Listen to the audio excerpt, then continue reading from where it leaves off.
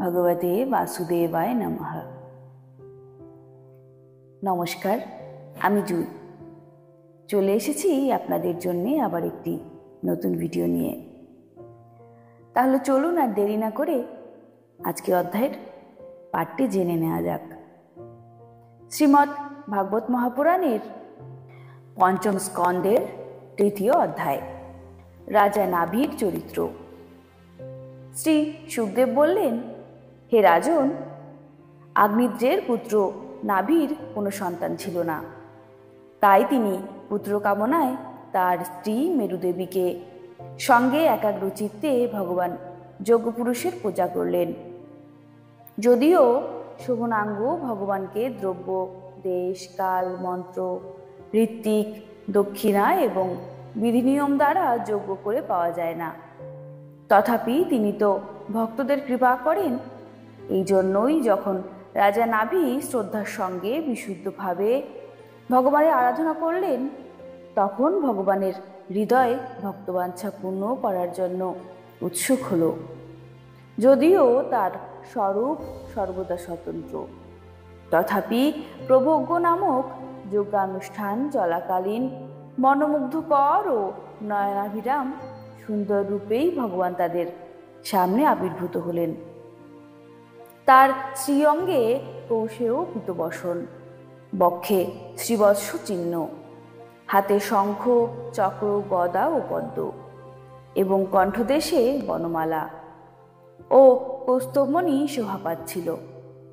অঙ্গসমূহে উজ্জ্বল দীপ্তি বিচ্ছুরণকারী মুকুট, কুণ্ডল, কঙ্কণ, হার, কেউর, চন্দ্রহার এবং নূপুর ইত্যাদি নানা অলঙ্কারে তিনি ভূষিত ছিলেন।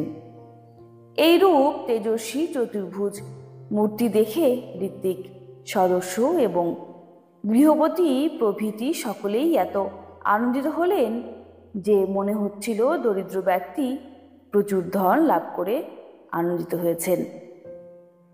সবাই নতমস্তকে সসম্মানে অর্ঘ্য দ্বারা ভগবানের পূজা করলেন এবং ঋত্বিক ব্রাহ্মণগণ তার বন্দনা করলেন।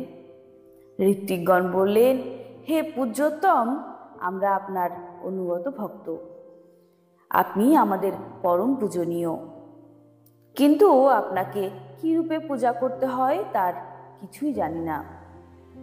আমরা আপনাকে বারবার প্রণাম করি। মহাপুরুষরা আমাদের এই শিক্ষা দিয়েছেন, আপনি পুরুষ ও প্রকৃতির ঊর্ধ্বে, কিন্তু মানুষের মন প্রকৃতির গুণপ্রপঞ্চই নিমজ্জিত, অতএব আপনার গুণগান করতে অসমর্থ। এমন কোনো পুরুষ কি আছে যে প্রাকৃত রূপ, নাম এবং আকৃতির দ্বারা আপনার স্বরূপ নির্ণয় করতে পারে? আপনি সাক্ষাৎ পরম পুরুষ। আপনার মঙ্গলময় গুণ সমস্ত জগতের দুঃখ নিবারক। যদি কেউ না তা বর্ণনা করার ক্ষমতা বা সাহস দেখায়, তাহলে সে শুধু এক অংশের বর্ণনাই করতে পারে। কিন্তু হে প্রভু, যদি আপনার কোনো ভক্ত প্রেম গদগদ চিত্তে আপনার স্তুতিগান করে, সামান্য বিশুদ্ধ জল, পুষ্প, পল্লব, দূর্বা আর তুলসী দিয়ে আপনার পূজা করে, তাহলেও তো আপনি তার প্রতি সর্বত্রভাবে প্রসন্ন হন।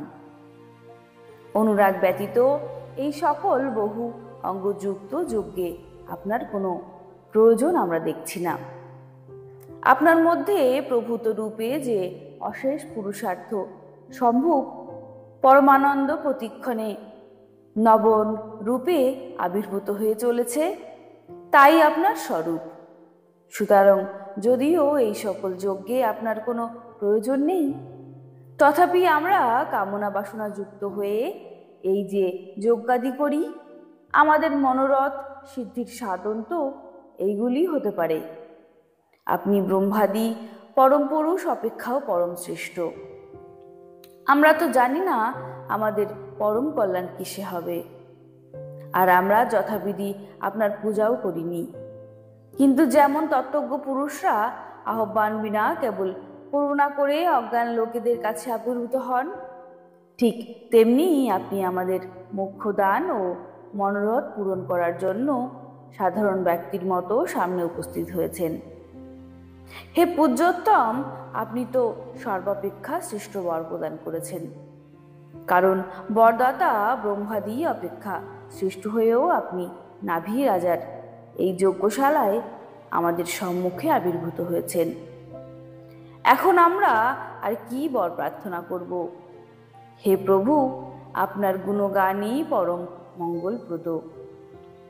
যারা বৈরাগ্য দ্বারা প্রজ্বলিত জ্ঞানরূপ আনলে নিজেদের অন্তঃকরণের রাগ, দেশ আদি অশেষ মনোমলকে দগ্ধ করে শান্ত স্বভাব হয়েছেন, সেই সকল আত্মারাম মুনিরা নিরস্তর আপনার গুণগান করে থাকেন। আপনার দর্শনে কৃতার্থ হলেও আমরা আপনার কাছে এই বর প্রার্থনা করেছি।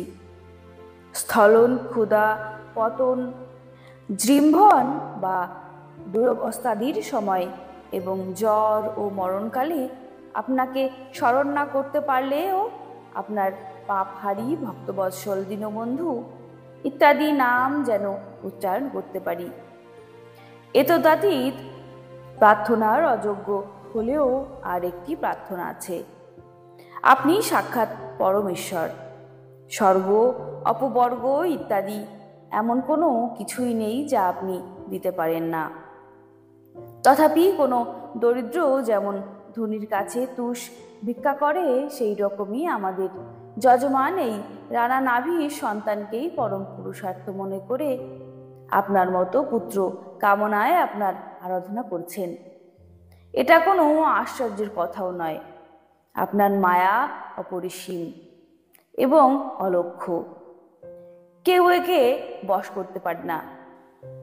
যারা মহাপুরুষের চরণাশ্রিত নয়, তাদের মধ্যে কে এর হাত থেকে রক্ষা পেয়েছে? এই রূপ কোনো ব্যক্তির বুদ্ধির উপর এই মায়ার আচ্ছাদন পড়ে না, আর বিষয়রূপ বিষ তার স্বভাবকে দূষিত করে না। হে দেবাদিদেব, আপনি ভক্তদের কঠিন কাজও সমাধা করেন।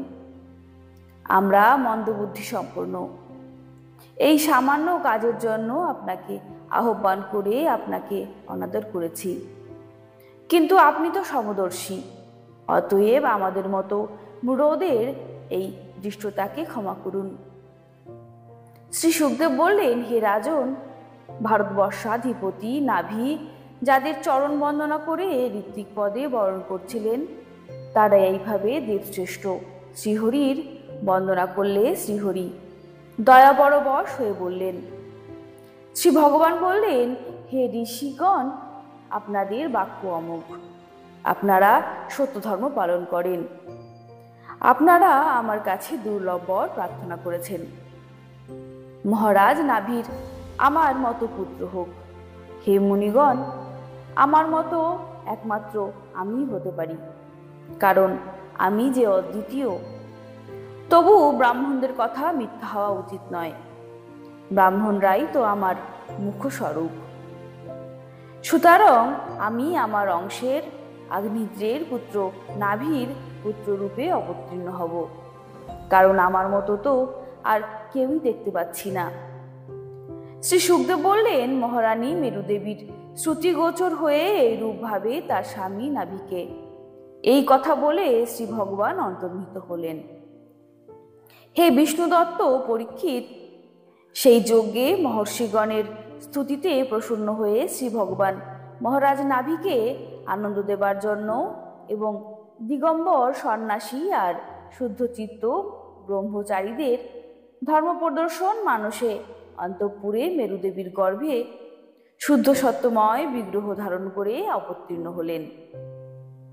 শ্রী মহর্ষি বেদব্যাস প্রণীত পারমহংসী সংহিতা শ্রীমৎ ভাগবত মহাপুরাণের পঞ্চম স্কন্দের নাভি চরিত্রে ঋষভাবতার নামক তৃতীয় অধ্যায় বঙ্গানুবাদ এখানেই সমাপ্ত হলো। কেমন লাগছে আমার ভিডিওগুলি কমেন্টে আমাকে অবশ্যই জানাবেন। আর যদি ভালো লাগে তাহলে বেশি বেশি করে ভিডিওটি শেয়ার করবেন এবং লাইক করবেন, কমেন্ট করবেন। নমস্কার, ভালো থাকবেন। রাধে রাধে।